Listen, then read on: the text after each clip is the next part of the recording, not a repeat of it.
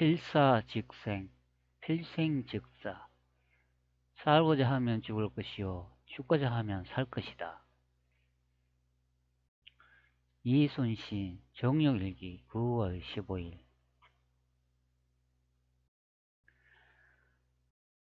자, 이순신이 정육일기에 남긴 내용이 되겠습니다. 살고자 하면 죽을 것이요 죽고자 하면 살 것이다. 임진년부터 5년 6년간 외적이 감히 호소와 호남으로 집공하지 못한 것은 수군이 그 길을 누르고 있었어입니다. 지금 신에게 아직 전선 12척이 있으니 죽을 힘을 내어 맞아 싸우면 이길 수 있습니다. 만약 수군을 모두 패한다면 이런 적들이 다행으로 여기는 바로서 말미암아 호서를 거쳐 한강에 다다를 것이니 소신이 두려워하는 바입니다. 비록 전선의 수가 적으나 미천한 신이 아직 죽지 않았으니 외적들이 우리를 감히 업신여기지 못할 것이다. 자, 이충무공 전서 2분 행록의 내용이라고 합니다. 자, 여기 보면은 외적이 침입한 그 지역을 지금 설명을 하고 있잖아요. 그런데 여기 지역명을 보세요. 호서와 호남이라고 설명을 하고 있습니다. 호서, 호남. 즉 호수의 서쪽하고 호수의 남쪽 지방이라고 좀 이야기하고 있잖아요. 자, 우리나라 한반도 지명 뭡니까? 경상도, 전라도 아닌가요? 경상도, 전라도가 어떻게 호서, 호남이 됩니까? 자, 여기 보세요. 호서, 호남의 외적들이 침입했는데 그것을 이제 막았다고 돼 있잖아요. 호서와 호남에 집공하지 못한 것은 수군이 그 길을 누르고 있었어이다. 이런 내용을 볼 수가 있잖아요. 현재 대한민국 남쪽 지방의 지도를 보고 있는데요. 대충 이 지도를 이렇게 나누면 이쪽 부분이 여기가 전라도잖아요. 전라. 여기가 경상도 아닌게요. 그러면 전라도 경상도지 여기가 어떻게 호서 호남이 됩니까?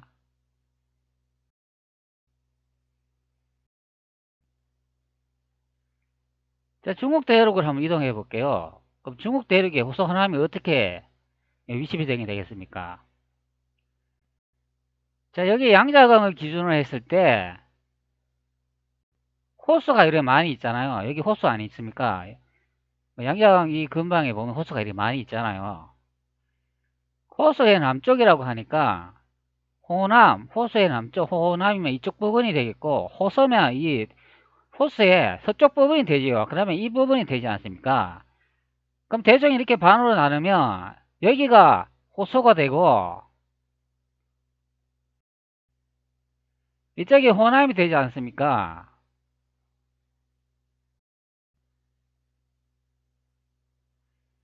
그럼 왜군이 이렇게 일본에서 뭐 대마도 이렇게 거쳐가지고 이렇게 전라도나 경상도 이렇게 온 게 아니라 여기서 이제 제주도를 거쳐가지고 아니면 이 전라도 앞바다를 거쳐가 이렇게 들어왔다는 것을 짐작할 수가 있죠. 지명이 호수하고 호남으로 알 수가 있는 것이 되겠습니다.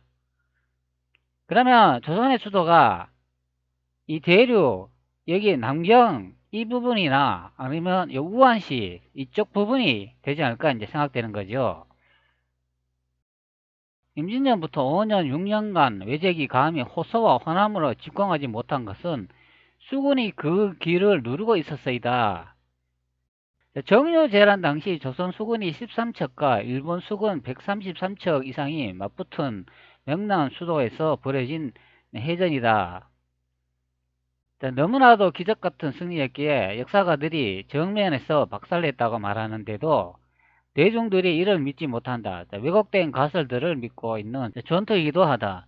심지어 초yo기를 올려 안위의 배가 다가오기 전까지 이순신은 대장선 한 척으로 다가오는 모든 적선을 박살냈다. 자, 이런 내용을 볼 수가 있는데, 여기에 이제 보니까 초욕이라는 그런 명칭이 나오고 있습니다. 선박에 보면 이런 식으로 이제 도끼를 달지 않습니까? 이게 초요기가 되겠습니다. 이것도 북두기죠. 도끼는 이렇게 이제 검은색으로 이제 그려진 것을 볼 수가 있는데요. 밤 하늘에 이제 별, 북두칠성을 나타낸다는 그런 의미가 되겠죠. 이 기는 이제 천으로 되어 있는데, 이 검은색으로 된 이유가 밤 하늘, 어두운 밤을 표현했기 때문에 이제 검은색을 칠하는 경우가 되겠습니다. 그러니까 심지어 초yo기를 올려 안위의 배가 다가오기 전까지 이순신은 대장선 한 촉으로 다가오는 모든 적선을 박살냈다. 이런 내용을 볼 수가 있네요. 자, 어찌 보면 미드웨이 해전과 비슷한 부분이 많은데 압도적인 참패 이후 고전하던 군대가 열세 있는 위치에서 대승을 거두어서 전황을 바꾸는 데에 성공했기 때문이다. 명칭을 생각보다 잘못 쓰는 사람이 많은데 명량해전이 올바른 표현이다. 명랑해전이 아니다. 그러니까 명량에서 야가 맞지 명량에서 아가 발음이 아니다. 이제 그렇게 설명을 합니다. 애초에 앞에 명자도 밝은 명이 아니라 울다명이다. 이는 음연히 잘못된 명칭이므로 잘 알아두자. 명랑의 순 우리말이 널리 알려진 울돌목인데 명랑 우리말 지명의 뜻을 한문으로 옮겨 적은 것에 불과하다. 한자로 울명자에 들보량자를 썼다. 노량, 견내량 등에도 쓰이는 량은 제방 등 좁은 수로를 표현하는 데에 쓰인다. 이런 내용을 볼 수가 있습니다. 그러니까 명랑하고 명랑을 잘 구분을 해야 되겠습니다. 이 그림 앞전 영상에서 제가 소개해 드렸잖아요. 이 그림을 제가 아무리 생각해봐도 후대에 누가 가짜로 조작해가 그림 같다고 제가 설명을 해드렸습니다. 여기 보면 명랑해돈다라고 되어 있는데요. 이 그림을 이렇게 그려가지고 이렇게 분석을 해보면 절대 여기서 해전이 벌어질 수 없는 것으로 이제 확인이 되겠습니다. 자, 그리고 이거 아래쪽에 보면 명랑해돈다라고 되어 있는데 여기 8, 9라고 여기 각주가 달린 것을 볼 수가 있는데 한번 읽어볼까요? 자, 여기 내용이 뭐라고 나옵니까? 위 그림의 출처는 알 수 없으나 당대에 그려진 그림을 확실히 아니라고 한다. 자, 여기 보면은 누가 그린지도 모르고 그 출처도 알 수 없다. 이제 그래 되어 있습니다.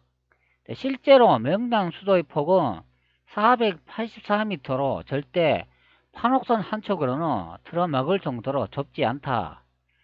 물론 정유재란 당시 암초 등의 이유로 폭이 더 좁았을 가능성은 있으나 폭이 최소 300여 미터만 되더라도 판옥선은 물론 일본 수군의 안택선 여러 척도 무리 없이 드나들 수 있다. 명단해협이 망망대해보다야 좁으면 당연하지만 저 그림은 그런 지형적 특성을 심히 과장했다. 실제로 133척이 모두 전진하지 않고 아군끼리 진로가 꼬이는 것을 막기 위해 축자 투입의 형태로 1진, 2진, 3진씩 거리를 두어 차례대로 조선 수군에게 진격했고 조선 수군이 이를 족족 격퇴했을 것이다. 이런 내용을 볼 수가 있습니다. 그렇기 때문에 이 그림의 출처는 누가 그린지도 모르고 후대에 아마 여기 나와 있는 것처럼 조작했을 가능성이 있는 그런 해도가 되겠습니다. 그리고 요 그림에 보면은 이렇게 일본의 선박이 이렇게 한꺼번에 이 해협에 다 들어간 게 아니라 여기 설명하는 내용처럼 1진, 2진, 3진의 거리를 두고 이렇게 이제 들어왔다 이제 그런 설명을 하고 있습니다. 자, 여기 이제 보시는 것처럼 만약에 이게 이제 1진 부대라 그러면 이제 2진 부대가 이래 있고 또 3진 부대가 있고 이런 식으로 이제 하나씩 이제 해협을 통과한다 그런 의미가 되죠. 그러나 이 해협을 통과할 때도 이 거리가 너무나 좁기 때문에 이렇게 많은 선박이 한꺼번에 이렇게 들어갈 수가 없다고 예측해 볼 수가 있죠. 그렇기 때문에 이 거리가 실제 저 울돌목 이 거리가 실제 300m 넘는다고 합니다. 그러면 실제 배가 다닐 수 있는 그 거리를 예상해 보면은 100m 그 사이 정도로 이제 보면은 최소한 한 5척 정도가 이렇게 한 줄로 이동할 수가 있는데 그러면 5척이 이렇게 모여가 이제 이런 식으로 이제 이동을 한다고 보면은 이, 이 5척이 한꺼번에 이렇게 다 들어가는 게 아니라 이런 식으로 1진, 2진, 3진 이렇게 나눠 가지고 여기 이제 통과한다 그런 의미가 되겠죠. 자, 그렇기 때문에 이렇게 배가 한꺼번에 이렇게 통과한다는 거는 이게 이제 말이 좀 안 된다는 그런 의미가 되겠습니다. 자, 요 그림을 자세히 보면은 배가 이렇게 줄로 이렇게 되는 것을 이제 볼 수가 있잖아요. 그러면 이 맨 앞쪽에 이게 1진이고 두 번째 이게 2진, 3진, 4진 이런 식으로 해가 이제 하나씩 이제 통과하겠죠. 자, 그리고 여기 이제 울돌목에 여기 보면은 현재는 다리가 이렇게 건설되어 있는데 자, 이 다리가 길이가 300m가 넘는다고 합니다.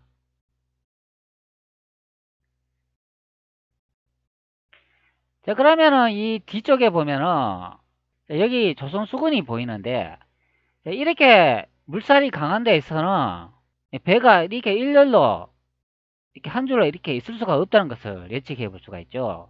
그리고 300m나 되는 거리이기 때문에 배 열세척으로 이 300m의 이 넓은 바다 공간을 다 연결할 수 없다는 것을 예측해 볼 수가 있습니다. 그렇기 때문에 이 그림은 좀 이상한 그림이 되겠습니다.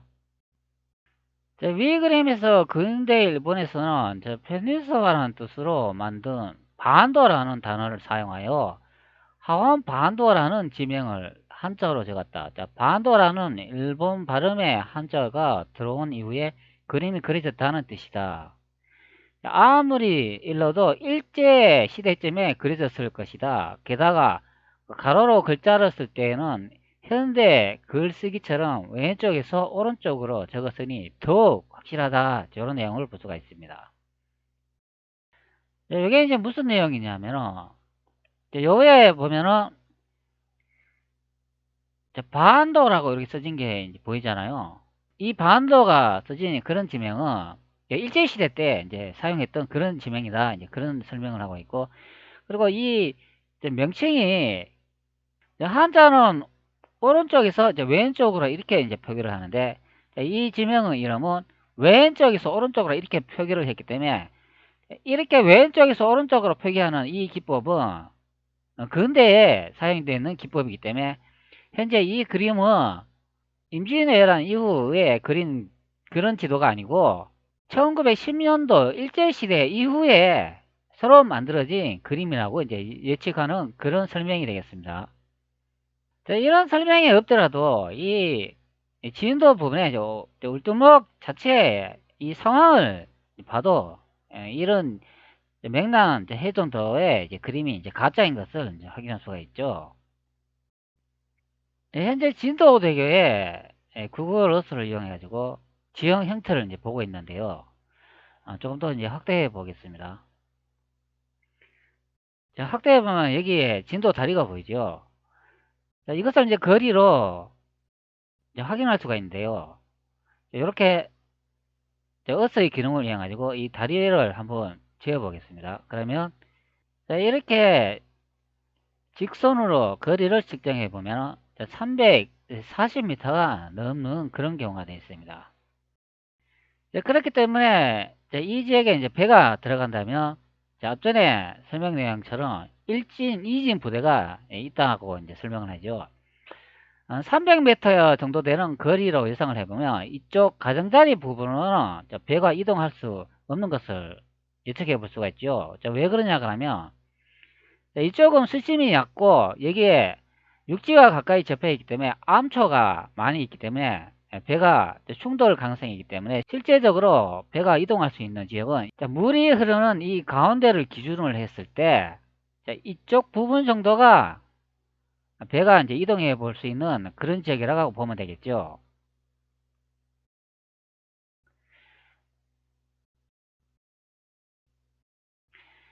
자, 그러면 여기에 이 현대 이 지도로 봤을 때도 여기에 보면 배가 선박이 보이잖아요. 그러면 이 선박이 한 이 정도의 이제 크기로 이제 예상이 된다면 여기서 이제 한 3대나 5대 정도가 이렇게 일렬로 일진 형태로 이제 들어갈 수 있다 이제 예측해 보는 그런 바다의 이제 형태가 되겠습니다. 그러면 이런 식으로 1진, 뭐 2진, 3진 이렇게 나란히 이렇게 줄을 서 가지고 이 부분을 이렇게 통과할 것으로 이제 예상되겠습니다. 자, 그러면은 여기에 다시 명랑 해전도 지도를 보면은 여기 조선 수군에 예측되는 자, 함선들이 자, 이렇게 일렬로 자, 나란히 배치된 것을 볼 수가 있죠. 자, 그러면 여기 이제 배가 몇 척이 되는지 한번 봅시다. 하나, 둘, 셋, 넷, 다섯, 여섯, 일곱, 여덟, 아홉, 열, 11척. 지금 여기 이제 11척이라고 이렇게 그려놨는데요. 자, 이 거리가 얼마나 된다고 그랬죠? 이게 300m가 넘는 거리가 되겠습니다. 자, 현재 요 지역이 이제 어딘가 하면은, 자, 구글 어스로 다시 한번 살펴보겠습니다. 자, 현재 지도를 축소해 놓은 상태인데요. 바로 현재 이 지역이 되겠습니다. 자, 이 지역에서 배를 11척에서 12척을 현재 나란히 일렬로 이제 묶은 상태가 되는데요. 자, 배는 원래 모양이 옆으로 이렇게 배가 길쭉한 형태지, 앞쪽으로 보면 배가 이렇게 좁빗한 것을 이제 알 수가 있죠. 자, 이런 식으로 배가 좁빗하게 생긴 것을 알 수 있습니다. 그렇기 때문에 배를 이렇게 일렬로 둔다는 것은 이렇게 옆으로 이렇게 둘 수도 있고 뭐 앞으로 둘 수도 있겠지만, 실제 이 300m는 되는 이 거리를 배를 이제 이렇게 묶어야 된다는 거죠. 그래야 이제 해로에 이제 떠내려가지 않는 그런 형태가 되겠죠. 근데 이제 배에 가면 12척에서 13척 정도 되는 배를 가지고 이렇게 300m 되는 거리를 이렇게 배가 물살이 떠내려 가지 않도록 이렇게 묶을 수가 있나요? 이 거리가 엄청난데. 자, 그거는 또 말이 좀 안 된다고 이제 보는 거죠.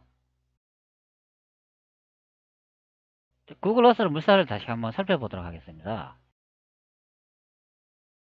자, 여기에 물살이 흐르면 이렇게 파동이 생기잖아요. 자, 이 파동이 어디까지 생기는지 한번 봅시다. 여기 흐릿하지만 물이 계속 앞쪽으로 흘러가는 것을 이제 확인할 수가 있습니다. 그러면 이 한 섬을 이제 지나가고 있습니다. 그런데도 이 물살이 얼마나 강한지 여기 계속 이 흐름을 볼 수가 있죠. 현재 여기까지 이제 도달했네요. 그럼 이 지점이 어디일까요? 한번 확인해 보도록 하겠습니다. 네, 현재 이 지점이네요. 자, 이쯤 가야 물살이 이제 약해지는 것을 확인할 수가 있습니다. 그렇기 때문에 이쪽 부분에 시작해가지고 이 안쪽까지의 이 부분까지는 물살이 엄청나게 이제 강한 것을 확인할 수가 있죠. 자, 그렇기 때문에 이쪽 부분에서는 회전이 벌어질 수 없는 것을 예측해보는 그런 물살 형태가 되겠습니다. 자, 그렇기 때문에 회전이라고 해봐야 고작 이쪽 지점, 여기 물살이 좀 잔잔한 이 부분에서 이제 벌어질 수 있는 그런 가능성이 되겠죠. 자, 이 상태로 한번 따져보면은, 현재는 물살이 이렇게 이제 흐르지 않습니까? 그렇기 때문에, 한 이쯤 되는 지점에서, 전쟁이 벌어졌다고 이제 예측해 볼 수가 있겠죠. 자, 물살이 이제 약한 정도의 기준에 따라서, 이제 여기에 이제 벌어졌다고 예측하는 경우가 되겠습니다. 그러면 이제 그 반대로 이제 물살이 이렇게 이제 들어온다고 생각해 봅시다. 그러면 이 울돌목에서 이 사이에 이제 거리를 감안한다면, 최소 이 정도에서 전투가 벌어져야 맞다는 그런 이야기 되죠.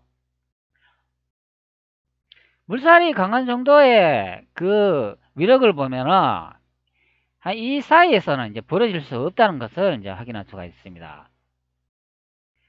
그리고 조선 선박이 일렬로 나란히 이렇게 진을 치고 있는데, 이것도 이 거리가 상당히 멀기 때문에 배를 고정해야 되는 그런 이제 장치가 있어야 된다고 이제 예측해보는 그런 경우가 되겠습니다. 사실 이제 해전을 하다 보면은 이렇게 물살이 거칠거나 이 지역에서 싸워가지고 불리하다 싶으면은 빠져가지고 반대로 우회가 가면은 되지, 이렇게 계속 배가 파손되면서까지 이렇게 갈 필요는 없다, 이제 그런 의미가 되겠습니다. 하여간 이 명란 해전도라는 거는 이제 일제시대에 이제 만들어진 그런 지도의 이제 가능성이 이제 높다는 거죠. 일제시대 때 우리나라 역사가 많이 조작됐지 않습니까? 그렇기 때문에 대륙의 역사를 이제 한반도에 지배하기 위해서 이렇게 명랑해전도 전라도 앞에서 이제 발생했다. 그렇게 만들기 위해서 이 진도 지역에 울돌목이라는 이 물살을 채택했겠죠. 130여 척이나 크게는 뭐 300여 척의 이제 배가 이제 침수됐다고 하니까 그 많은 배를 이제 수장할 수 있는 지역을 이제 고르다 보니까 자, 물살이 강한 이 진도 지역에 이 올두목을 선택을 했겠죠. 이제 그래야 사람들이 이 물살을 이용해 가지고 배를 침몰시켰다 그러면 사람들이 늘을 것이 아닙니까? 그게 바로 사람을 속이기 위해서 물살이 강한 지역의 바다를 선별해 가지고 이 해전도를 그렸지 않았을까 생각해 보는 그런 지도가 되겠습니다. 자, 다시 명랑해전을 한번 봅시다. 1597년 9월 16일 정유재란 때 이순신이 지휘하는 조선 수군의 함선 13척이 명랑에서 일본 수군 함선 330여 척을 거의 전멸에 가깝게 격퇴했던 해전이다. 자, 이렇게 이제 설명을 하고 있습니다. 어떤 설명에 보면은 130여 척이라고 하고 여기서는 이제 330여 척이라고 하고 뭐 500척이 넘는 그런 설명도 있는 것 같습니다. 약간씩 기록 내용이 좀 다르다고 하네요. 자, 여기에 명랑해전이라고 나와 있는데 여기에 보면은 해본 태학기에 수록된 명랑해전도라고 이렇게 이미지를 하나 볼 수가 있습니다. 자, 이것을 이제 선택하면 이런 이미지가 보이는데 이거 아주 이제 흐릿하게 보이죠. 근데 여기 설명란에 보면 에도 시대 후기 도요토미 히데요시의 일생을 그린 문학 해본 태압기라고 이렇게 설명을 하고 있습니다. 네, 여기에 나오는 거 보면 명당 해전도이며 섬은 이마도이다 이런 내용을 이제 볼 수가 있습니다. 자, 현재 여기 보면 진도 대교가 보이잖아요. 이 지도를 더 축소해 보도록 하겠습니다. 자, 그럼 이마도가 어디냐면 여기 제가 노랗게 표시해 놨는데 지점 보이시죠? 여기가 바로 이제 이마도가 되겠습니다. 조금 더 확대해 볼까요? 자, 이렇게 되는데 자, 제가 방금 전에 물살을 생각해 봤을 때 전수 지점이 이쪽 부분 정도에서 이제 발생했을 거라고 예측해 봤잖아요. 물살의 힘이 이렇게 너무나 강하기 때문에 이렇게 이 멀리서 이제 전쟁을 해야 된다 그런 의미가 되어 있습니다. 그렇기 때문에 여기 진도 되게 이 부분에서는 전투를 제가 할 수 없다고 그렇게 설명을 되었죠. 자, 앞전에 위키 자료에 보면은 이마도에서 전쟁을 한 그런 그림이다 설명을 해주고 있습니다. 즉 여기서 전쟁을 했다는 거죠. 이쪽에서 전쟁을 했는 게 아니라 자, 여기 보면은 해전도임에서 섬은 이마도이다 이렇게 설명을 하기 때문에 이마도 섬은 앞전에 설명했는 그 섬밖에 우리나라에는 없습니다. 그렇기 때문에 현재 이 그림이 거기서 이제 전쟁을 했다는 그런 의미가 되겠습니다. 근데 여기 보면 해번 태학기라고 하잖아요. 자, 이 해번 태학기는 1797년에서 1802년에 일본에서 펼쳐놓은 소설로 삽도가 많이 실려 있다 이런 내용을 볼 수가 있는데 요 이제 이미지가 이제 많이 그려져 있다는 그런 의미가 되어 있습니다. 자, 글을 쓴 다케우치 가쿠사이 에이도 시대 후기에 활동한 오사카 출신의 극작가이자 시인이다. 그리고 사파를 그린 오카타 쿄쿠찬은 같은 시기에 활동했다. 이런 내용을 볼 수가 있고 이 책자가 1797년 1802년 사이에 만들어진 그런 책이라고 설명을 하고 있습니다. 요 일본의 한 사이트에 나와 있는데요. 여기 보면 바로 그 책을 이제 소개하고 있습니다. 자, 여기 해본 태압기라고요. 나와 있죠. 여기 1737에서 1812년이라고 되어 있는데 이것을 이제 이미지를 선택해 들어가 보면은 자, 이런 이제 사이트가 볼 수 있습니다. 자, 여기서 이제 다운로드 받을 수가 있는 그런 사이트가 있습니다. 이 책은 81권의 PDF 파일로 작성되어 있는 것을 이제 볼 수가 있는데 아무튼 이 책이 이제 81권으로 되어 있는 것으로 이제 보입니다. 자, 여기서 1편부터 60편까지는 일본 내에 이제 사정을 설명을 해놨고 나머지 60편에서 81편까지가 임진왜란을 기록해 놓은 그런 서적이 되겠습니다. 그러니까 임진왜란을 이제 살펴보고 싶다면 60페이지 이후부터 이 PDF 파일을 다운로드 받으시면 되겠습니다. 자, 여기 보면은 61, 62, 나오고 뭐 68 이렇게 순서가 이제 뒤집박적인데 이것을 이제 다운로드 받으면 되겠습니다. 해본 대학기라는 책은 이런 식으로 이제 되어 있습니다. 자, 이렇게 안에 들여다보면은 작은 주제 제목으로 되는 것을 이제 볼 수가 있고, 이렇게 일본어 흘림체로 기록된 내용인 것을 볼 수가 있습니다. 현재 맥락이잖아요. 요 사파로를 다시 보고 있는데요. 현재 이 그림은 아주 흐릿하지요. 복원을 하지 않은 그림이라 가지고 상태가 좋지 않은 것을 볼 수가 있습니다. 네, 바로 요 그림이 되겠습니다. 자, 해본 태압기에 나오는 이 그림이 앞전에 본 그림이 되겠습니다. 조금 더 확대해 볼까요?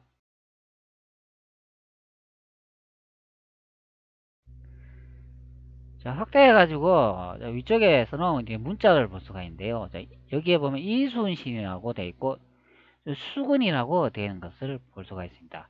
자, 이순신 수근이 이제 일본의 수근을 뭐 격파한다 뭐 그런 의미가 되겠는데, 여기 아래쪽에 보면은 자, 수근 원수라고 이렇게 적혀 있죠. 그렇기 때문에 이거는 이순신이 타고 있는 그런 전투함인 것을 이제 예측해 볼 수가 있겠습니다. 자, 여기 이제 부채를 두고 있고 이 장수 한 분이 지휘를 하고 있는 것을 이제 볼 수가 있습니다. 바로 이분이 이순신이 아닌가 이제 생각이 되는데, 그리고 이 아래쪽에 보면은 자, 여기 이제 도끼를 이제 볼 수가 있는 것을 볼 수가 있습니다. 바로 이제 초요기가 이제 되겠습니다. 자, 북두기죠. 북두지성이 그려놓은 그런 도끼가 되겠습니다.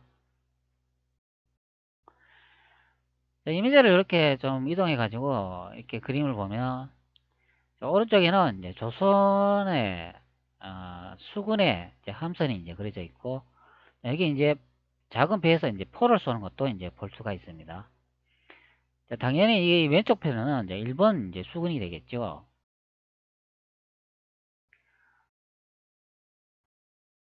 자, 이런 식으로 이제 전투를 하는 것을 이제 볼 수가 있습니다.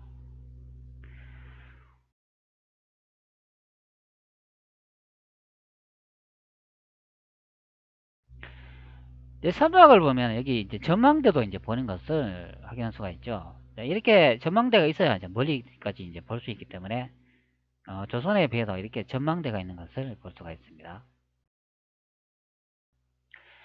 네, 바로 이 그림이 해본 태합기라는 그런 서적이 되겠습니다. 이 해본 태합기라는 그런 의미는 여기 이제 한자 이제 나와 있는 것처럼 그림해 기초 근본 밑본을 사용하고 있고 클테를 사용하고 있고 그리고 쪽문합이라고 나오고 뭐 작은 문 궁중의 작은 문 이런 식으로 나와 있고 뭐 기록하다 기억하다 문서로 이제 기록을 하다 이제 그런 내용을 볼 수가 있기 때문에 그림으로 남긴 이제 큰 궁궐의 이제 기록서다 이제 그런 의미가 되겠죠. 해본 대학기의 내용에 보면은 또 이런 이미지도 볼 수가 있는데요. 이것도 이순신이 전투한 그런 지역이 되겠습니다. 자, 그런데 이 그림을 보면은 그 갈대가 무성한 지역에서 전투를 했다고 합니다. 자, 이것도 잠시 확대해 보도록 하죠. 요 확대해 보면 여기 이순신이라고 적힌 것을 이제 볼 수가 있습니다. 자, 그러나 요 그림을 보면은 갈대가 무성한 지역에서 현재 배를 타고 이제 전투를 하는 것을 이제 볼 수가 있습니다.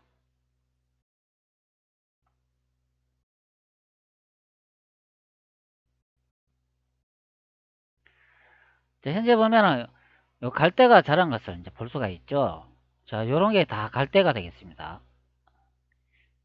자, 이렇게 갈대가 무성하게 자란 것을 이제 볼 수가 있습니다. 자, 그런데 요 별을 보시기 바랍니다. 자, 갈대가 무성한 지역에 이렇게 전투를 하고 있는 것을 이제 볼 수가 있습니다. 자, 이 사파 좀 이상하지 않나요? 자, 현재 이제 갈대의 이제 서식지에 대해서 한번 알아보도록 하겠습니다. 자, 갈대는 벽과 갈대 속의 단연초로 하천 및 호수, 습지나 갯가의 모래땅에 키가 큰 군락을 형성한다. 자, 이런 내용을 볼 수가 있습니다. 세개의 온대어와 한 대에 걸쳐 널리 분포하는 여러 햇살이 풀이다. 자, 뿌리 줄기는 마디에서 많은 황색이 수염 뿌리가 난다. 자, 이런 내용을 볼 수가 있고, 자, 어린 수는 식용하여 잎삭은 빗자루를 만들고, 잎삭은 털을 솜대용으로 사용하였다. 성숙한 줄기는 갈대밭, 삿자리 등을 엮는 데 쓰이고 또 펄프 원료로도 이용된다. 자, 삼국사기에 봉상왕을 폐위하는 데 뜻을 같이 하는 사람들이 그 표지로 갈대의 풀 모자에 꽂았다는 기록도 있다. 이런 내용을 볼 수가 있습니다. 자, 여기서 이제 중요한 게 있는데요. 갈대는 단연초로 하천 및 호수, 습지, 갯가, 모래땅에 서식한다고 설명을 하고 있습니다. 자, 그것도 군락 형태로. 자, 갈대는 이제 이렇게 생겼죠.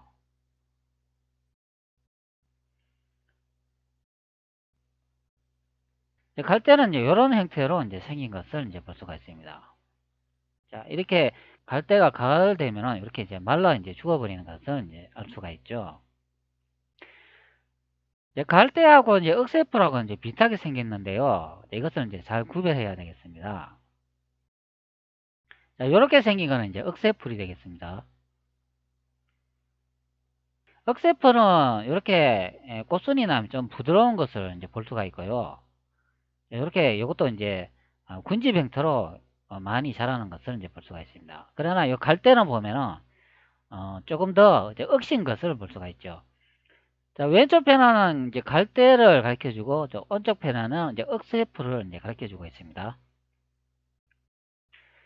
자, 갈대의 이제 서식지로도 이제 확인을 했지만, 갈대가 자라는 것은 바다가 아닌 것을 이제 확인할 수가 있죠. 자, 여기 보시는 것 같이 이순신이 전투를 하고 있는 이곳은 바다가 아니고 민물인 지역인 것을 이제 알 수가 있습니다. 자, 그렇다면 자, 이것은 바다가 아니기 때문에 강이라고 예측해 볼 수 있는 그런 그림이 되겠습니다. 자, 여기 분명히 보면은 갈대가 우거져 있는데 배가 떠다니고 전투를 하는 것을 볼 수가 있습니다. 자, 앞전에 갈대의 서식지를 확인을 했죠. 갈대는 바다에 살 수 없고 자, 민물이 있는 곳 하천이나 호수 주변에 대량으로 서식한다고 확인을 했습니다. 자, 그렇기 때문에 현재 이순신이 싸우고 있는 이 지역은 갈대가 무성한 그런 그림을 그려놓았기 때문에 여기는 호수이거나 강인 것을 예측해보는 그런 그림이 되겠습니다. 소금기가 없는 민물인 것을 알 수가 있는 그런 전투 형태의 지형이 되겠습니다. 자, 그렇기 때문에 이제 위기에 설명한 대로 보면은 여기에 명랑해전이 벌어진 것이 이제 이마도라고 이제 설명을 해주고 있습니다. 자, 그러면 이마도를 다시 한번 확인해 보도록 하겠습니다. 이제 현재 구글로서로 이제 이마도를 보고 있는데요. 자, 현재 이제 이마도에 이제 와 있는 것을 볼 수가 있습니다. 자, 이마도를 보면은 이제 여기가 이제 바다인 것을 확인할 수가 있죠. 바닷물로 둘러싸여 있는 이 섬을 보면 갈대가 자랄 수 없는 것을 확인할 수가 있겠습니다. 자, 현재 이렇게 보고 있는데 갈대가 해안가 바닷가 쪽으로는 갈대가 자랄 수 없는 것을 볼 수가 있죠.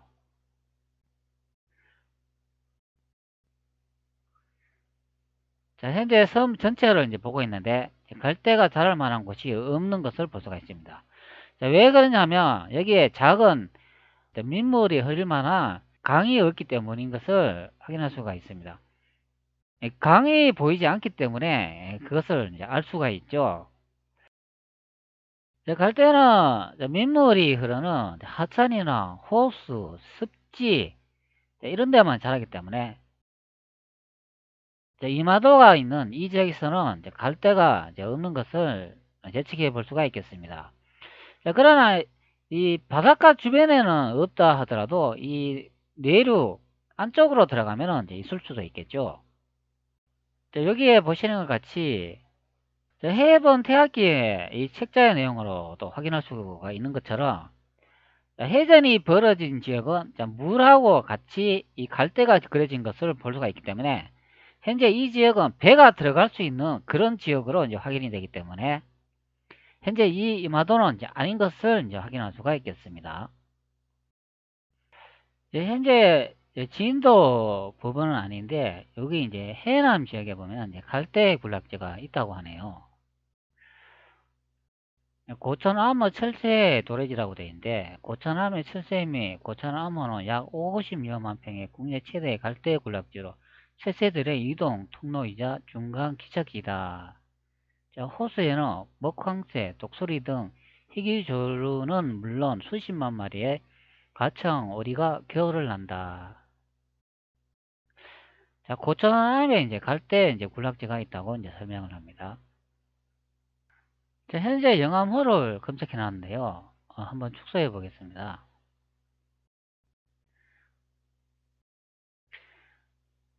네, 이제 현재 이제 축소한 상태인데요. 조금 더 확대해 볼까요? 여기 왼쪽에 진도 대교가 있고 명랑 해전이 발생했는 지역이 되겠습니다. 그 이마도 여기 볼 수가 있고 여기에 이제 영암호라고 갈대밭이 이쯤에 이제 있다고 이제 설명을 하고 있습니다. 자, 그런데 이 형태를 보시기 바랍니다. 여기에 민물이 이제 늘어오는 것을 볼 수가 있죠. 자, 여기가 이제 강인 것을 이제 알 수가 있겠습니다. 자, 그리고 이게 여기는 이제 호라고 하잖아요. 그렇기 때문에 여기에 이제 제방을 쏴가지고 이제 막아놨는 것을 볼 수가 있죠. 그렇기 때문에 이것은 이제 민물이 가두어진 그런 호수인 것을 이제 확인할 수가 있습니다. 갈대가 자르려고 하면은 강에 있거나 민물이 이제 접해 있는 그런 바닷가 지역이 되죠. 바닷가 지역이라도 이렇게 바닷물이 형성이 되어 있고 여기에 위쪽에 강물이 이렇게 흐른다면은 이 하루 쪽에는 갈대가 이제 서식하는 경우가 종종 있습니다. 민물하고 바닷물이 만나는 지점이 바닷물이 민물로 희석이 되기 때문에 염분량이 줄어들죠. 그렇기 때문에 갈대 군락지가 종종 있을 수는 있으나 이렇게 이마도처럼 이렇게 바다로 둘러싸여 있는 이런 지역은 갈대가 이제 있을 수 없다는 것을 확인할 수가 있겠습니다.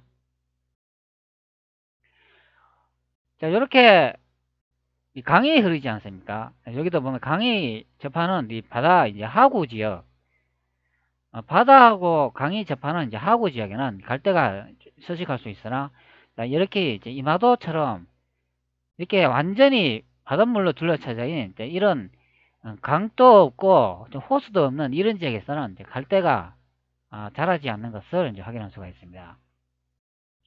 자, 이순신이 이 갈대에서 전쟁을 했다는 것은 좀 이것은 한반도가 아니라고 이제 예측해 볼 수 있는 그런 그림이 되겠습니다.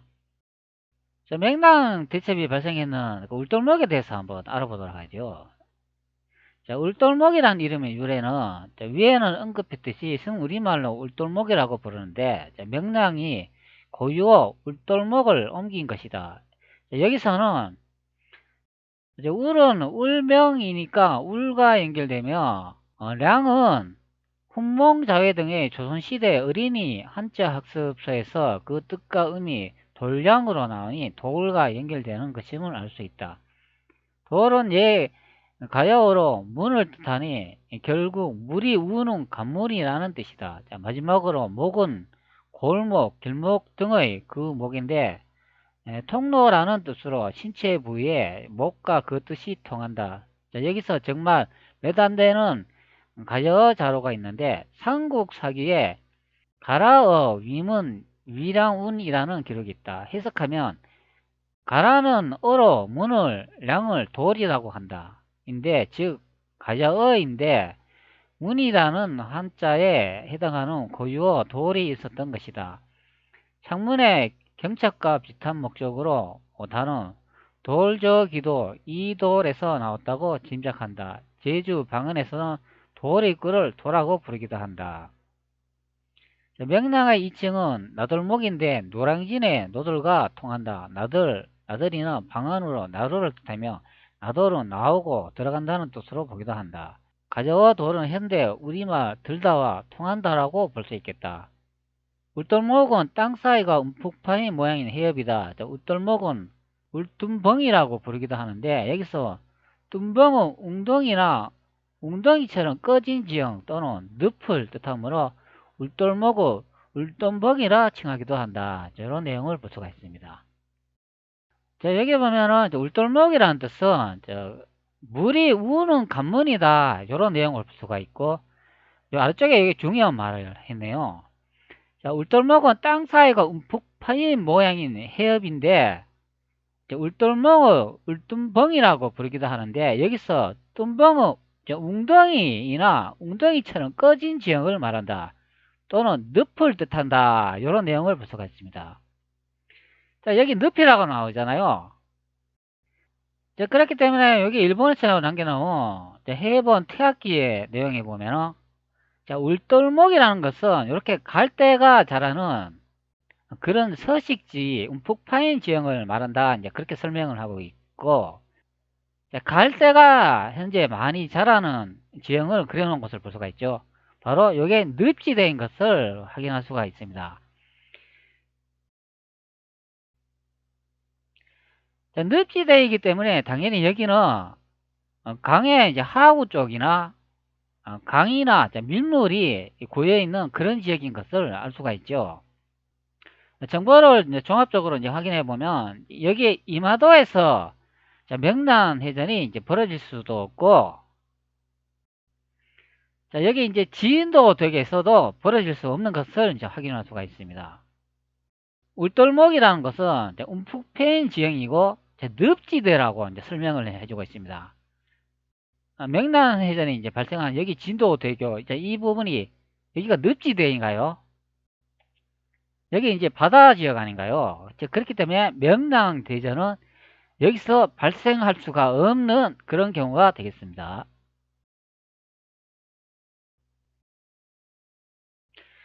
제가 명란 대첩이 벌어진 여기 진도 지역에는 유물이 발견이 안 되었다고 설명을 했잖아요.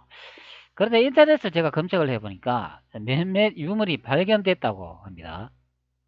유물이 발견될 수 없는 지역에서 유물을 발견했다 그러니까 좀 황당한 경우가 되겠습니다.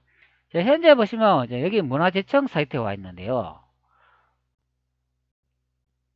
자, 여기에 보면은 명란 대첩이 일어난 바다에서 찾은 해전의 흔적이라고 이렇게 올려놨습니다. 자, 여기 이미지 보면은 진도 대기인 것을 확인할 수가 있죠. 내용 한번 잠시 보도록 하죠. 이순신 장군은 세계 해전사에서 손꼽히는 명장 중 한 명으로 그가 만든 불멸의 기록은 신화로 남아있다. 크고 작은 해전에서 단 한 번도 패전한 적이 없었고 특히 13척의 배를 가지고 130여 척의 외선을 상대한 명란 대첩은 그의 능력을 보여주는 역사적인 사건이다. 이렇게 설명을 하고 있습니다. 여기서는 이제 130여 척이라고 이제 설명을 하나요. 왜 이렇게 뭐 300척이나 130여 척 등으로 이제 다르게 이렇게 설명을 하냐면은 여기에 한 내용을 확인할 수가 있는데요. 명란 해전에서 참전했던 일본 병력에 대한 논란 이런 내용이 있습니다. 난중일기 정유일기 1권을 보면 적선 133척이 정유일기 2권을 보면 적선 130여 척으로 나온다. 난중일기를 엮은 간행가는 적선을 330척으로 표기하나 이는 난중일기를 잘못 판독한 것이다.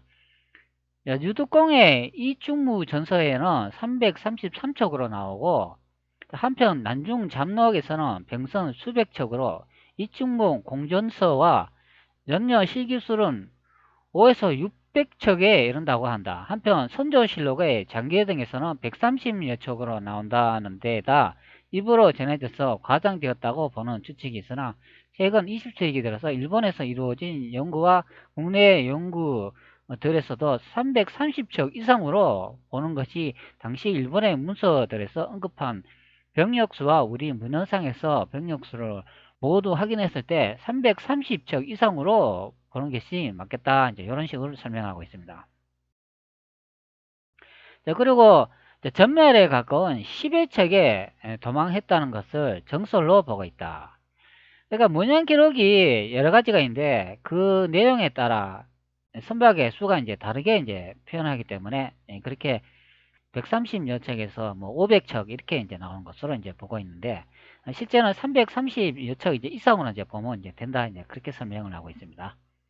또 도망가는 거는 10여 척에 불과하다 그런 내용을 볼 수가 있습니다. 맥란 해체면 이제 배의 이제 수가 이제 다르게 나오는 것을 이제 확인할 수가 있습니다. 현재 맥란 대첩에서 일어나 진도 앞바다에서 유물이 이제 발굴됐다는데 그 내용을 한번 살펴보도록 하죠.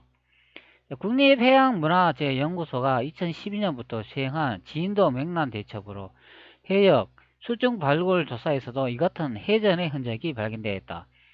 조사 해역은 내로부터 조류가 글쎄요 선박을 운항하기 힘들기로 유명한 4대 험조초 중 하나인 울돌목에서 남동쪽으로 약 4km, 벽파진에서 북쪽으로 약 500m 떨어진 곳으로 맥란 대첩이 벌어졌던 곳 가까이에서 위치하고 있다. 자, 맥란 대첩 해역 수중 유적은 돌봄의 근거로 존재가 알려졌는데 2011년도 문화재청은 서울경찰청과 합동수사로 문화재 도굴범을 검거했다. 이때 압수된 유물이 맥란 대첩로 해역에서 도굴한 청자, 베개 등 9점이 있었고 국립해양문화재연구소에서는 이듬해 서울경찰청의 협조로 유적의 위치 정보를 받아 탐사를 실시했다. 구 6차례 수중 발굴 조사를 통해 다양한 유물이 발견되었는데 대부분 청자와 독이다. 울돌목은 남해와 서해를 잇는 길목이며 강한 조류의 영향으로 해상사고가 잦았던 곳이다. 때문에 백기를 이용해 운반했던 고급 청자나 뱃사람들의 생활용품이 발견된 유물의 대다수를 차지했다. 자, 이런 내용을 볼 수가 있습니다. 자, 여기 보면은 유물이 발굴되어 있는 지점을 소개하고 있는데요. 울돌목에서 남동쪽으로 4km 지점이라고 하고 있습니다. 그리고 대다수의 유물은 청자나 뱃사람 등의 생활용품이 발견된 유물이 대다수다. 이런 내용을 확인할 수가 있습니다.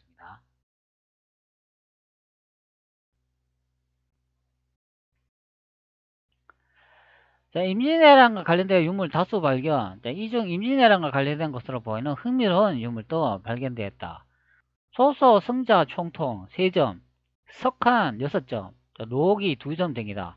소서 승자통은 조선시대에 사용한 개인용 화기로 발굴조사 이전까지 실물은 물론이고 문헌에서도 기록을 찾을 수 없어 그 존재를 알지 못했다. 소서 승자 총통이 발견되기 전까지 알려진 조선시대 소형 화기로는 새 총통과 승자 총통, 승자 총통을 개량한 별승자 총통, 사승자 총통, 소승자 총통 등이 있다. 자, 요런 이제 유물이 이제 발견됐다고 설명을 하고 있습니다.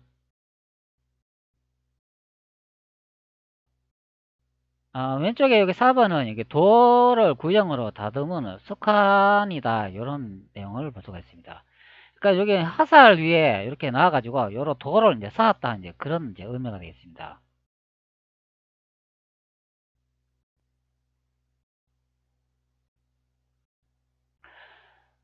자, 위에 설명을 하고 있는 것처럼 맥락 대첩에 이제 유물이 발견됐다고 하는데 여기 보면 청자나 뱃사람 생활용품이 대다수 이제 발견이 되고 나머지 이제 몇 점이 발견되는데 여기 이제 이런 도올형으로 구성된 탄환이 이제 발견됐다 이제 그런 내용을 보고 있습니다. 자, 일본하고 조선에 이제 해전이 발생했으며 전투에 관련돼 있고 군하고 관련되어 있는 그런 유적들이 발견이 돼야지 왜 이런 게 발견이 됩니까?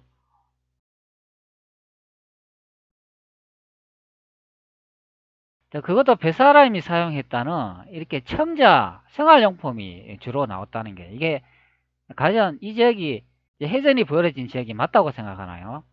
해전 또 문화재청이 이제 다른 내용을 또 확인하고 있는데요. 자, 여기다 보면 명란 대첩로 해역에서 발굴한 유물 이렇게 이제 설명을 하고 있습니다. 자, 요런 유물이 나왔다고 하네요.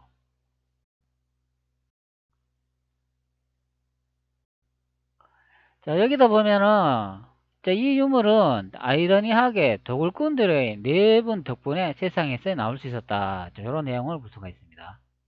전남 진도 맹랑대첩으로 해역을 찬란한 해양 실크로드의 보고다. 2012년에 이 해역에서 소속 승자 총통을 출수하면서 처음 실체를 확인했다. 이런 내용을 볼 수가 있습니다. 자, 임진왜란 때 사용했던 것으로 추정된다. 이게 이제 해협에서 나온 그런 무기라고 설명을 하고 있습니다. 자, 그 지역이 현재 여기서 이제 출토됐다고 하네요. 왼쪽에 요 진도라고 나오죠. 그리고 요 울돌목이 나오고 있습니다. 여기 이제 해남이 이제 여기 근방에서 발굴되어 있는 지점이라고 이제 설명을 하고 있습니다. 현재 구글어스로 그 유적이 발굴된 지점을 살펴보면은 여기가 이제 진도대교가 되겠습니다. 그 유물이 발견된 장소가 현재 이쯤에서 발견이 됐대요.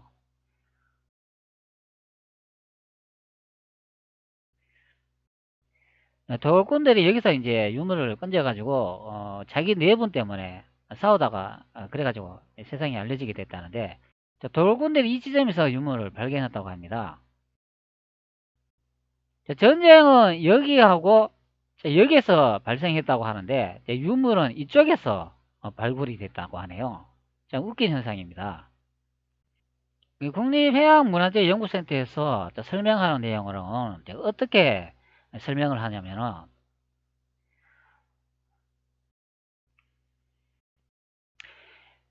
처음에 일본 수군들이 이런 식으로 이제 물이 흐를 때 이렇게 바다로 이동했다고 합니다. 물이 이제 오른쪽에서 이제 위쪽으로 이렇게 흐르니까 이제 배가 이쪽 방향으로 이동하겠죠. 그러니까 이동하기 수월했다고 합니다. 근데 여기 앞에서 조선 수군이 이렇게 막고 있잖아요. 막으면서 이제 여기서 이제 회전이 발생했는데 시간이 지나면서 물의 흐름이 이제 바뀌는데 그것이 이제 이렇게 바뀌면서 여기에 이제 조선 수군이 이제 벌어져 있는 이 지점에서 이제 포를 쏘고 전쟁을 해가지고 물살이 바뀌어가지고 그 배가 이제 파손되면서 이렇게 떨려와가지고 유물이 여기에서 이제 발굴이 됐다. 이제 그렇게 설명을 하는 내용이 되겠습니다. 자, 물살이 아무리 강하다고 해도 포 같은 게 이렇게 수킬로나 되는 이 지점까지 때밀려 내려올 수가 있나요? 자, 물살이 이제 이렇게 흐르거나 자, 이렇게 흐르는 경우는 자, 하루에 이제 4번 정도 이제 바뀐다고 하네요. 자, 하루는 24시간이잖아요. 24시간에 이제 6시간 이제 간격으로 해가지고 바뀐다고 합니다. 그러니까 밀물과 썰물이 이제 들어오는 시간이 이제 6시간 간격으로 바뀌는데 한 번은 이렇게 6시간으로 바뀌고 그 다음에 6시간 또 지나면 또 이런 식으로 또 물이 흐르고 이렇게 이제 순차적으로 그 바뀌는 시간이 이제 6시간으로 이제 된다고 합니다.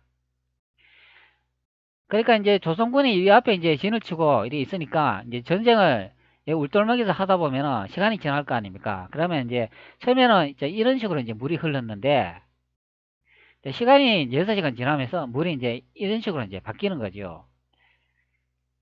자, 그래가지고 여기서 이제 전쟁을 하면은 이제 물살이 이제 많이 이제 이쪽으로 이제 강해지지 않습니까? 이쪽 방향으로 이제 물살이 이제 강해지면 여기서 이제 배가 파손이 되면 떠내려와 가지고 이쪽에서 이제 침수가 된대요. 그래서 유물이 여기서 이제 발견이 된다고 합니다.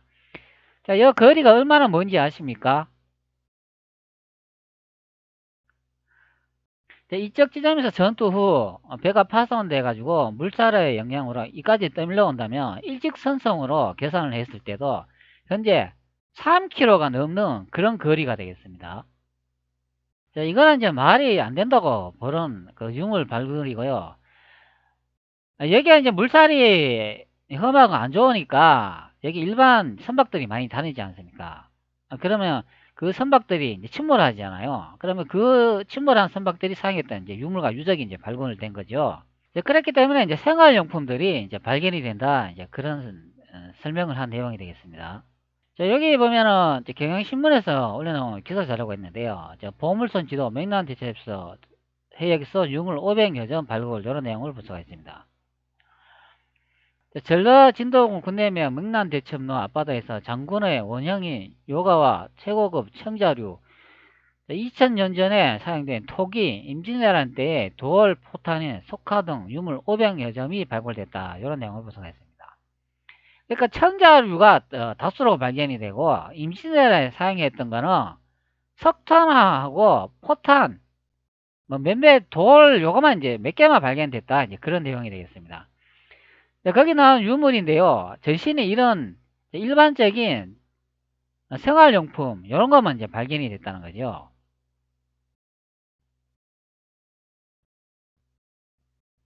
자, 바로 이게 이제 청자류가 되는데, 자, 여기 오른쪽에 보시는 거 이거 보이시죠? 이제 현재 임진왜란 때 사용한 이제 선박의 이제 무기를 보고 있는데, 이게 일본이 사용했는 그런 무기라고 합니다. 자, 이런 대포가 출토가 되어야 되는데, 이제 이런 게 이제 발굴이 안 된다는 게 이제 그게 문제죠. 자, 임진왜란 중 사용된 일본 화포 소카시라고 일어나고 있습니다. 자, 이런 이제 포가 이제 발견이 돼야 되는데, 자, 이것이 이제 발견이 안 된다는 그런 문제가 되겠습니다. 석가시의 사이즈는 여러 가지인데 대형인 것은 포신이 250에서 190cm, 소형은 90cm이며 자포는 20에서 30cm 정도가 된다. 사용하는 탄화일 무게는 1.5에서 1.9kg나 되고 15에서 19km로 유효 사정거리는 약 330에서 440m다.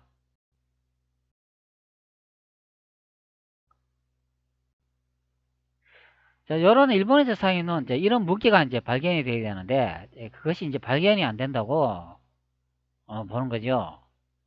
진도도교 울돌목에서 여기서 전투가 발생했으면 이 무거운 포들이 그럼 여기서 이까지 이게 떨려온다 그런 의미인가요? 이게 말이 된다 생각하십니까, 여러분? 그러면 전라남도 진도에서 요 소승자 총통이 이렇게 가벼운 게 이게 발굴이 됐는데, 자, 그러면 이렇게 무거운 이 포는 왜 발견이 안 되나요? 자, 이런 포가 발견이 안 되면 바다라서 그러면 염분의 부식대가 또 없어졌다고 하겠죠? 그럼 이런 소승자 총이 부식이 빠르겠습니까? 자, 그러면 두꺼운 포가 부식이 빠르겠습니까? 여러분들 한번 잘 생각해 보세요. 유물이 발견됐다고 그러면은, 이 지점뿐만이 아니라 여기에 이마도에서 전투를 했다고 그러잖아요. 그러면 여기도 엄청나게 나와야죠. 그리고 이 주변에 산발적으로 전부 이렇게 나와야 유물이 발굴된다고 보는 그런 개념이죠. 그리고 이 진도대교나 이 주변에 여기에도 이제 배가 침몰했다면 이 주변 모두에 모든 유적이 나와야 되죠. 아니 고작 유물이 발견되는 게 500점이라고 이야기를 하고 그 중에 다수가 다 생활 필수품이고 그러면 군인들이 사용했는 자기로 든 밥그릇이나 그뭐 포는 왜 발견이 안 되나요? 밥그릇이 뭐 나무로 만들 수도 있고 뭐 자기로 만들 수도 있는데 그러면 군인들이 사용했던 자기 그릇이 이제 발견이 돼야 된다는 거죠. 자기는 수천 년 가도 안 썩는 거 아시죠? 그리고 생활품이 대다수가 차지하고 300열척이라는 그런 군선이 침몰을 했는데 그러면 여기에 이 500개 정도의 유물만 발견이 되는 게 아니고 이거의 10배나 되는 5,000점의 유물이 발견이 돼야 됩니다. 그냥 여기에 이제 거물을 막 던지면은 그냥 유물이 막 거물에 딸려 나오는 정도가 돼야 여기에 명랑 대첩이 발생했던 지역이 이 지역이라고 예상해 볼 수가 있죠. 아니 유물을 한 점 안 나오는 지역이 무슨 명랑 대첩을 했다고 말할 수 있는 지역이 되겠습니까?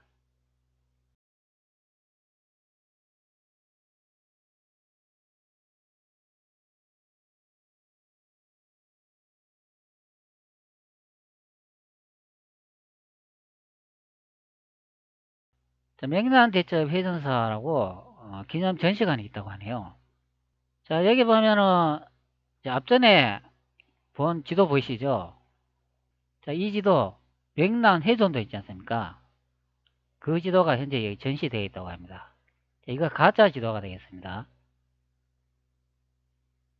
자, 그리고 맹단해전도 보면은 조선수군이 이렇게 일자로 진을 치고 있는 것을 볼 수가 있잖아요. 자, 이것이 이제 왜 이런가 하면은, 자, 맹단해전의 내용을 보면 이런 내용이 있습니다. 철새 사용이라고 있는데요. 충무가 이순신이 철사를 엮은 철주를 전투에 사용했다. 수중철새, 철사를 엮은 철줄이라고 하는데 지금 진도대교가 있는 폭이 가장 좁은 자리에 걸었다. 양쪽에 막개를 박아놓고 세 줄은 물속에 잠기게 숨겨놓은 뒤 일본 수군을 기다리는 것인데 1597년 10월 25일에 오전 11시경에 의량진에서 출발한 333척의 일본 수군은 우수형으로 흐르는 밀물을 타고 빠른 속도로 울돌목에 들어선다. 그들이 울돌목에 들어서자 수중 철새에 걸려 차곡차곡 쌓이며 서로 부딪혀 여지없이 부서진다. 오후 1시경 밀물이 끝나고 물길이 멈춘다. 일본 수군은 좁은 소로에 갇혀 오다가도 못한 채로 혼란이 빠졌을 때 이순신 장군의 전선들이 전진하며 각종 화포로 빗발처럼 퍼붓는다. 다시 썰물이 되는 순간 정지했던 물길이 거꾸로 바뀌어 외수군 쪽으로 흐른다. 유리하던 조루마저 불리하게 변하자 조선 수군이 떠내려가는 일본 수군을 완전히 섬멸한다. 자, 이런 내용에 보면 이 철새를 사용했다는 그런 내용이기 때문에 앞전에 아마 요렇게 철새를 사용했다는 그런 내용이 있기 때문에 요렇게 선박을 일렬로 이렇게 묶었다 생각하고 요렇게 이제 그래 놓은 것 같습니다.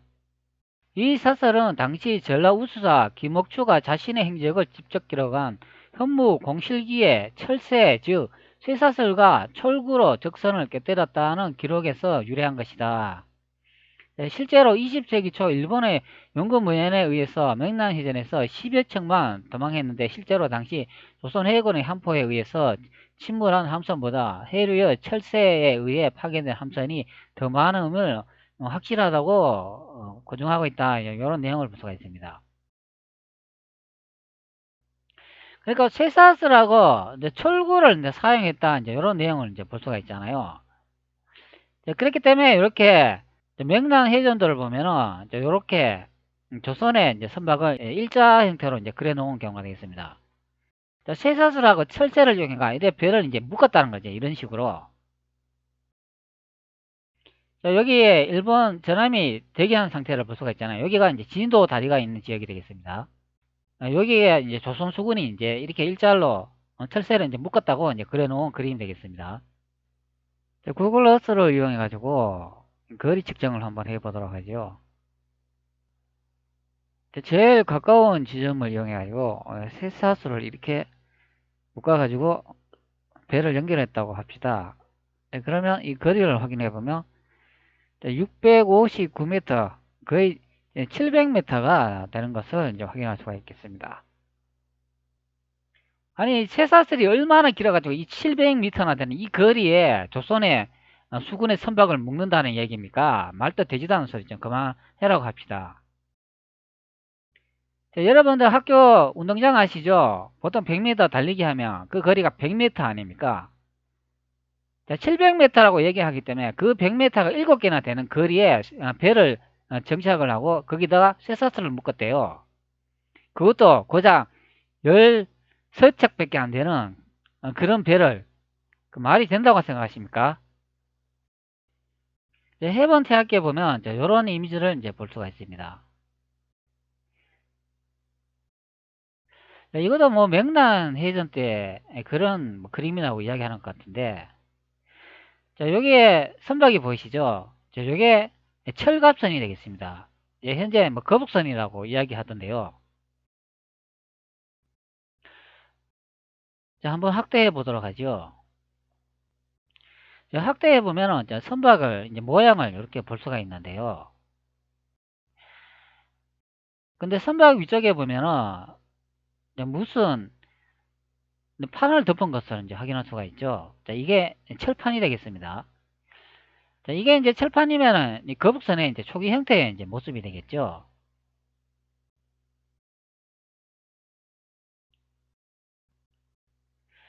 자, 앞전에 이제 설명했는 내용을 보면 이 쇠사슬이라는 그런 내용을 확인했습니다. 그렇기 때문에 이 철판으로 둘러싸인 이 선박을 이제 고정을 이제 했다 이제 그런 내용이 되겠죠. 이 선박끼리 이제 같이 이제 묶었다 그런 의미가 되겠습니다.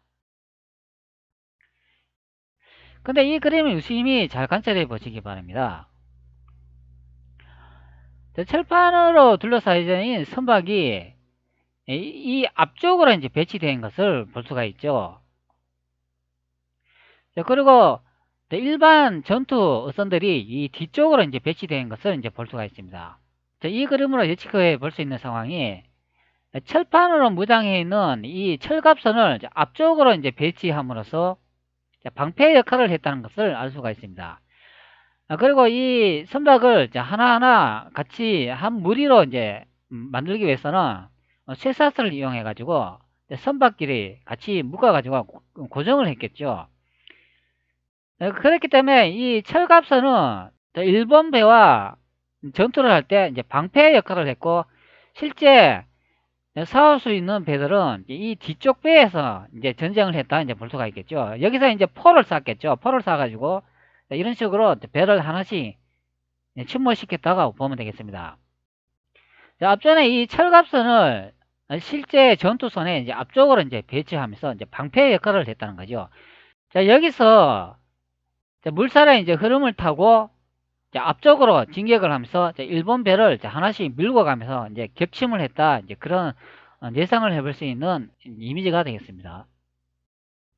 현재 이제 거북선의 이제 초기 모델이라고 예측해 볼 수 있는 이 철갑선이 실제 전투 모선에 이제 앞에 배치됨으로써 이제 방패 역할을 이제 했다는 것을 이제 확인할 수가 있겠습니다. 쇠사슬을 이용해 가지고 이제 배를 고정 후 전투를 하면서 이렇게 철구도 이제 같이 사용했다는 것을 확인할 수가 있겠습니다. 철판으로 덮고 난 다음에 나머지 취약점이 있지 않습니까? 그것은 이런 식으로 해결했다고 합니다. 명란해전 대승의 비결은 사대부 회생이 빛났다. 명란해전 비법이라고 되어 있는데, 여기 보면 사대부들의 솜, 이불, 배교체를 걷어다가 물에 담가 적신 뒤 12척 배에 걸었더니 왜군의 조총 탄환이 그것을 뚫지 못했다. 이런 내용을 볼 수가 있습니다. 자, 여기 보면 이순신 장군의 12척 신화로 유명한 명량해전에 거센 물살을 이용해 승리했다지만 왜군의 조총은 어떻게 피할 수 있었을까? 충무공의 신음을 받던 선비 출신 장수 오익창이 기록한 사오집을 보면 그 비밀이 풀린다. 사대불에 솜이불 100여 채를 걷어다가 물에 담가 적신 뒤 12척의 배에 걸었더니 왜군의 조총 탄환이 그것을 뚫지 못했다고 한 것이다. 또 동화를 배에 가득 싣고 군사들이 목마를 때마다 먹였다니 갈증이 해결됐다며 이순신 장군이 지혜로운 생각이라고 감탄했다는 오이창 자신의 활약성도 돋보인다. 이순신 장군의 힘을 모아 돕는다면 살 것이요, 죽더라도 나라에 충성했다면 명분은 남을 것이다. 피난길에 나선 사대부들을 설득해 식량과 옷을 조달하게 한 것도 승리의 밑바탕이 되었다. 이런 내용을 볼 수가 있습니다. 앞쪽에 이제 배치되어 있는 이 선박에 철갑을 위에 덮고 난 다음에 그것을 이제 빈 곳이 이제 발생하지 않습니까? 나무로 배를 만들었다면 나무에 이제 취약점이 이제 있을 것입니다. 소음이불을 이용해 가지고 물의 적사가 이 위쪽이나 이런 데 빈 곳에 이제 덮었다고 이야기를 하고 있습니다. 자, 그러면 일본 선에서 조총을 이렇게 발사를 했을 때 이것을 이제 뚫지 못했다, 이제 그런 내용이 되겠습니다. 실제 뒤쪽에 이제 선박을 보면은 배가 이제 한두 척 있는 것으로 이제 보이고, 자, 앞쪽에 이제 집중적으로 철갑선이 배치되고 그것을 이제 막고 있는 것을 이제 볼 수가 있습니다.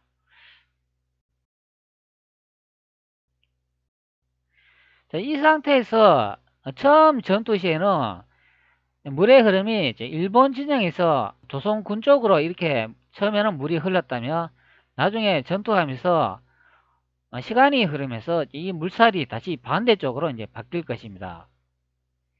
자, 그러면 이때 이 철갑선을 앞세운 이 조선 수군들이 대포와 활을 쏘면서 화공술과 같이 이제 겸해가지고 이렇게 이런 식으로 공격을 했다면 분명히 여기에 이제 모든 일본 선박들은 이제 격파할 수 있었을 것으로 이제 보입니다.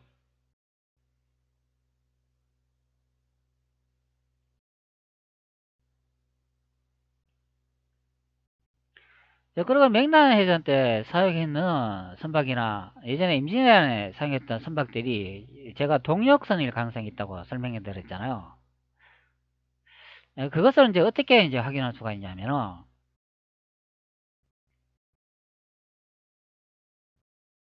한 블로그의 내용을 보고 있는데 중국 송나라의 독특한 차륜선이라고 이런 내용을 설명해 주고 있습니다. 차륜선이 뭐냐고 하면은 여기 무경총료에 나타나 있는 송나라의 차륜선이라고 하는데요.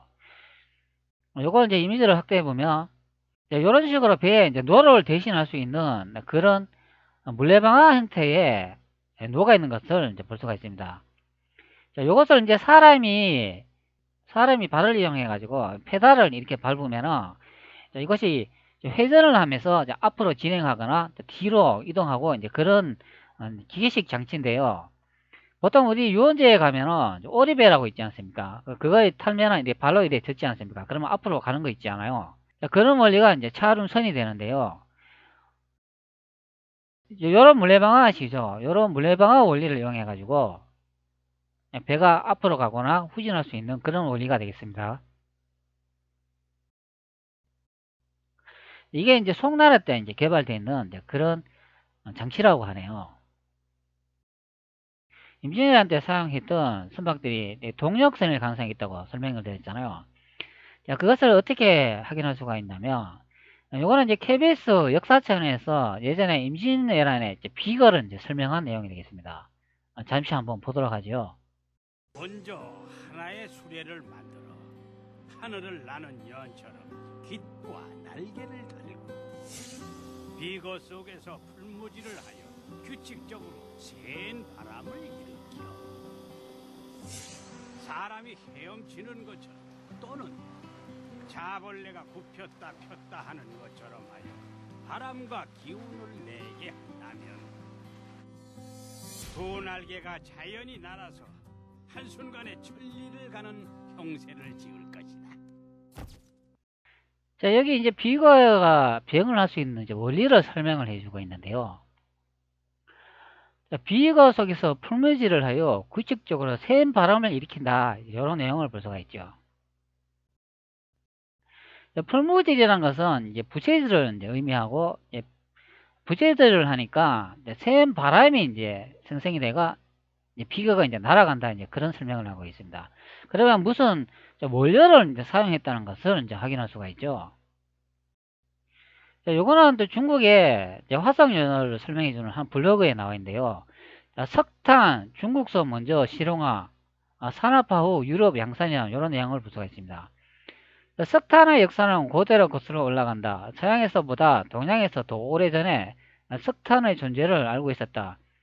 중국 만주 선양에서 발굴된 BC 4000년경에 신석기 유물에서 검은 갈탄을 깎아 만든 장식물이 나왔다. 또 만주 푸순에서 BC 1000년경에 구리를 재련하는데 석탄을 사용한 흔적이 발견되었다. 자, 여기 내용을 보면은 중국 고대에는 이제 석탄을 이제 사용했다는 그런 내용을 확인할 수가 있습니다. 자, 다시 KBS 영상으로 돌아가 확인해 보면, 자, 비거 속에서 풀무질을 하여 규칙적으로 센 바람을 일으켰다고 하니까, 자, 부채질을 하면은 바로 요 석탄을 태워가지고 바람을 일으켜가지고 비거가 날아갔다. 자, 그렇게 예측할 수 있는 그런 영상이 되겠습니다. 자, 그렇기 때문에 이렇게 거북선이나 임진왜란이 발생했던 시점에 선박들이 동력선일 가능성이 있다. 이제 그렇게 이제 예측할 수 있는 상황이 되겠습니다. 자, 현재 요 거북선 형태를 보고 있는데요. 요거는 영국의 브리테니카 대백과 사전에 거북선을 설명을 하고 있습니다. 자, 브리타니카 백과사전은 1768년에 처음 발간되고 현재 250년이 넘은 상태가 되겠습니다. 자, 영국의 브리타니카 대백과사전에 이렇게 거북선의 형태를 이제 볼 수가 있는데, 근데 거북선 그러면 예전에 우리나라 사람도 이런 배가 있었는지 잘 모르는데, 근데 영국 사람들은 어떻게 이 거북선이 있었다는 것을, 그것도 1768년도 이 시점에 이런 거북선을 본 그림을 자기들 브리타니카 백과사전에 이렇게 그려 나왔을까요? 자, 이 그림 형태를 보시기 바랍니다. 아주 정밀하게 그려져 있죠. 자, 이것은 거북선을 가까이서 직접 봤다는 그런 의미가 되겠습니다. 자, 거북선을 그려놨는데 위에 보면은 돛을 다는 그런 기둥을 이제 볼 수가 없는 것을 이제 볼 수가 있습니다. 완전히 다 철판으로 되어 있다는 것을 볼 수가 있죠. 자, 그리고 거북선 머리 쪽에 보면 이제 연기가 이제 올라오는 것을 볼 수가 있습니다. 자, 앞전에 중국에서는 석탄을 사용했다고 설명을 드렸습니다. 그렇다면 이 거북선을 이제 움직일 때 석탄을 이용해 가지고 움직였기 때문에 이렇게 앞쪽에 연기가 이제 뿜어져 나왔다고 생각해 볼 수가 있지 않겠나요? 이 그린 시점을 보면은 1768년 브리타니카 백과선이 출간된 이후에 이 그림이 그려졌을 거라고 이제 예측돼 볼 수가 있겠죠.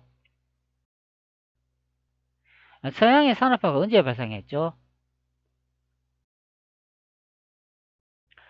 서양 산업혁명이 일어난 시기를 한번 봅시다. 산업혁명은 18세기 중반에서 19세기 초반까지 약 1760년도부터 1820년도 사이에 영국에서 시작됐다. 이런 내용을 볼 수가 있죠. 산업혁명에 사용했다는 이런 형태의 이제 이미지를 이제 볼 수가 있습니다.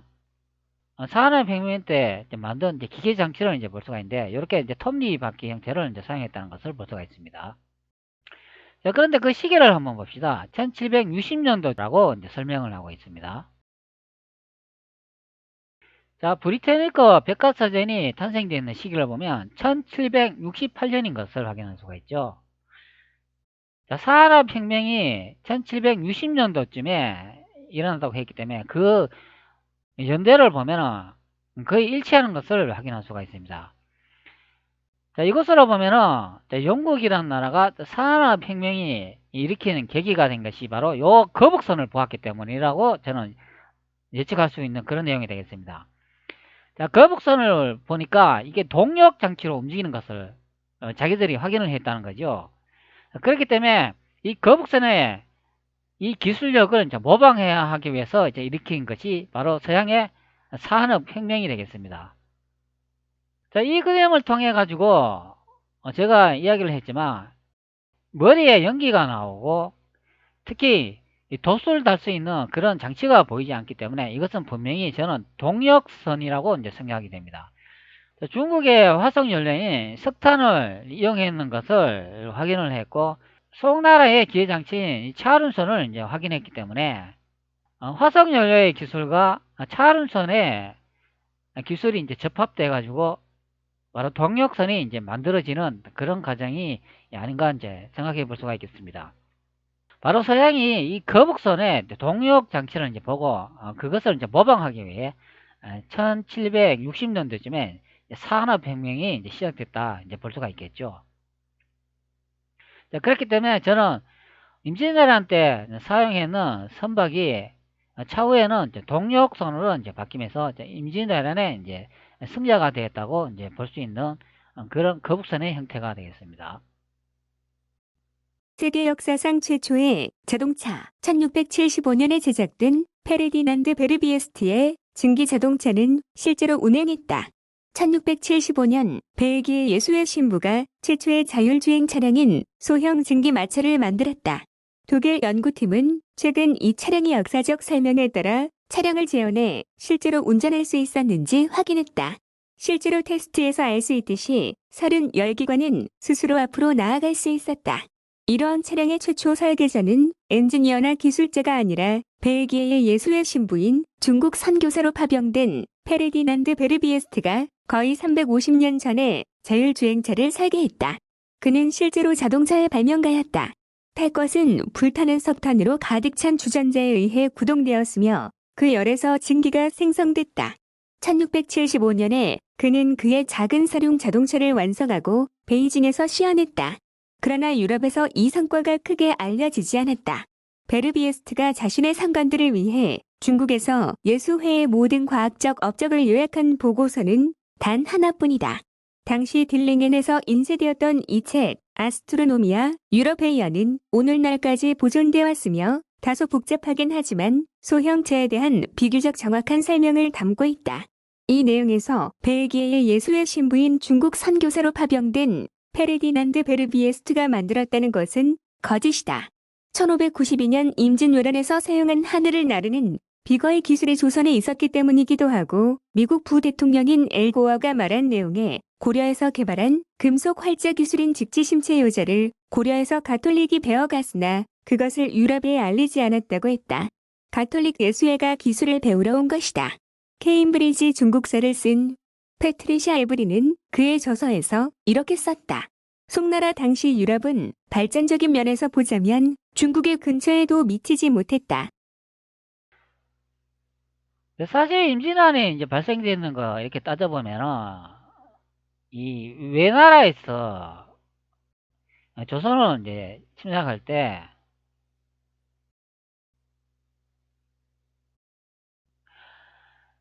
대마도를 거쳐가지고 이렇게 부산으로 해가지고 이렇게 내륙으로 들어가 이제 수도를 칠 필요는 없죠. 자, 왜 그러냐면 일본의 선박이 300여 척이 넘으니까 바로 여기서 이렇게 출발을 해가지고 이런 식으로 해가 전라도 쪽 남쪽을 이용해가 이 바다를 경유해가 바로 이렇게 바로 들어가죠. 공을 치면 되겠죠. 그런데 이렇게 내륙으로 이렇게 들어갈 필요는 이제 없다고 봅니다. 그 많은 선박을 만든 이유가 뭘까요? 당연히 바다를 이용해가 이렇게 가면은 이제 빠르게 이동할 수 있고 단번에 수도를 공략할 수 있기 때문에 이 바닷길을 이용해 가지고 가면 된다는 거죠. 그렇기 때문에 이렇게 이제 내륙으로 이렇게 들어갔다는 거는 이거는 좀 약간 이제 모순이 되는 그런 내용이 되겠습니다. 자, 그러면 이 조선이 여기에 있었다고 이제 생각을 해 봅시다. 자, 그러면 수도가 이 남경 쪽이나 여기 우한 쪽에 수도가 있다고 생각하면은 자, 배를 이용해 가지고 이렇게 오지 않습니까? 자, 제주도나 이렇게 남해를 거쳐가 이렇게 오면은 자, 여기서 이렇게 도착을 하면은 여기서는 더 이상 배로 갈 지역이 없지 않습니까? 그렇기 때문에 여기서는 모든 병력과 물자를 이제 내려야 되죠. 그렇기 때문에 여기서 바로 이제 육지로 이제 들어와야 된다는 걸 알 수가 있죠. 더 이상 이제 배가 갈 곳이 없기 때문에 여기서 정박을 해야 된다는 것을 알 수가 있죠. 네, 그렇기 때문에 요 대륙에서 일어나는 요 일을 여기 이제 한반도 여기 이제 부산을 여기다 이제 갖다 놓은 거지요.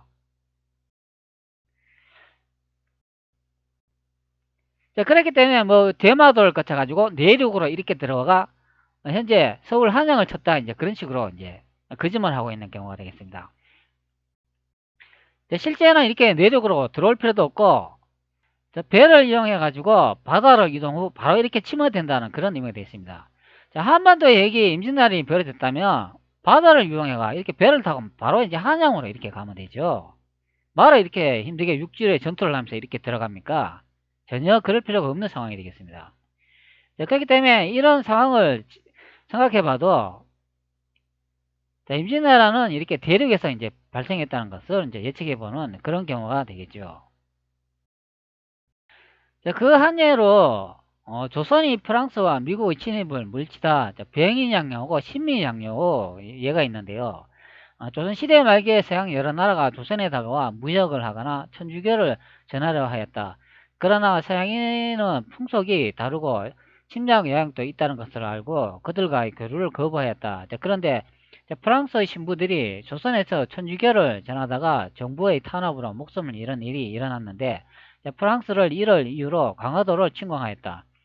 그러나 조선군의 저항으로 결국 퇴각하게 되었고 1866년도에 병인양요가 일어났는데 그때 프랑스 군인들은 민간인을 학살하고 조선의 기증품을 훔쳐 달아났다. 한편 미국의 무역선 제너럴 셔먼호가 대동강에 올라와 통상을 요구하며 소란을 피우다 평양 주민의 공격을 받고 배가 불타버렸다. 자, 미국은 이를 알고 군대를 보내 강화도를 침범하였다. 조선군은 좀 미국에 맞서 용감히 싸웠으나 미군의 강력한 대포 앞에 조선군의 피해가 컸다. 그러나 조선군은 끈질기게 저항하였고 결국 미군은 물러났다. 이게 이제 1871년 신민양요가 되겠습니다.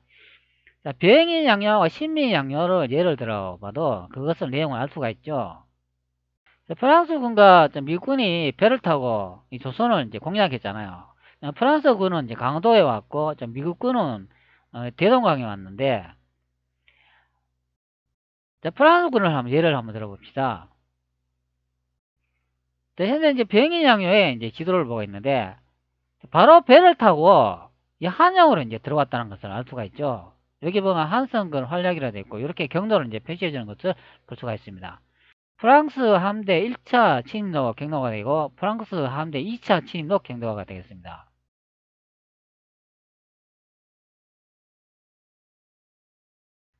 구글 어스로 확인해 보면 배를 타고 이제 한양에 있는 이제 서울로 이제 이렇게 이제 바로 이제 들어온 것을 이제 확인할 수가 있죠.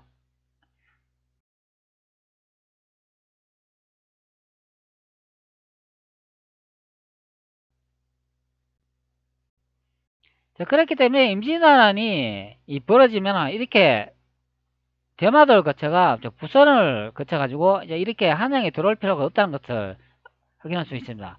바로 배를 타고 제주도를 경유해가지고 이렇게 남해안을 이동해가 배를 타고 바로 이렇게 침몰된다는 그런 의미가 되겠습니다.